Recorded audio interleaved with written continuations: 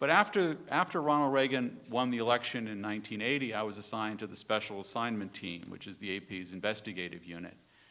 And so I began investigating the issues that were important to the Reagan administration, and paramount among them was Central America.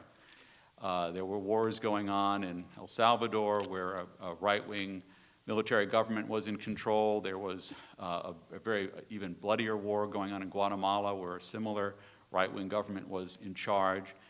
And there was a left-wing government, the Sandinistas, that had taken control of Nicaragua and became a target of the Reagan administration and CIA efforts. So those were sort of topics I was investigating and looking at, but in doing so, I began to encounter a group that we now know as the neoconservatives. They were pretty much just coming on the scene at that point, and Ronald Reagan had credentialed them into the federal government, but he pretty much consigned them to Central America. He did not really give them much say in a place like the Middle East where there were larger strategic interests, particularly oil and so forth. There he left James Baker, Philip Habib, and others more professionals in charge, but he gave a lot of say to the Central America policy to people like Elliott Abrams and folks we now call the neocons. And one thing that they were very big on was controlling information. They understood that by controlling information and how the American people received that information, they could control a great deal about how our country worked. And they had a phrase for this. Originally, this was a classified phrase. It was called perception management. And their thoughts were that if they could manage how we perceived these events, that we saw them as more frightening than they were, or if we saw our enemies in the worst possible light and our friends in the best possible light, that we would then respond, and they could control us, because they were very keen on that, because they also had come out of the Vietnam era, and they understood that having the public turn against the Vietnam War made these kinds of approaches virtually impossible for the federal government to deal with. So a big part of what they talked about at that time was kicking the Vietnam syndrome. It was a very big issue to them, how to do that. And they targeted two groups in particular.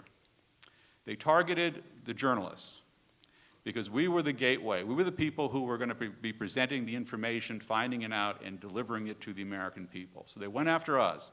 The right spent a lot of money supporting attack groups that came after journalists. They built their own infrastructure. They had magazines. Eventually they had newspapers. They had moved into radio and ultimately to TV, as we know. But that was their idea. If they could build their own infrastructure and attack mainstream journalists, they could prevent us from doing the work we should do. The other group they went after was the CIA Analytical Division, because they were responsible for presenting essentially objective information as best they could to the decision makers in Washington. So they came under attack. And the key thing there was the neoconservatives wanted to make the Soviet Union far more dangerous. The perception of the Soviet Union was far more dangerous than it actually was. And that would achieve a certain series of goals. They could get money for military.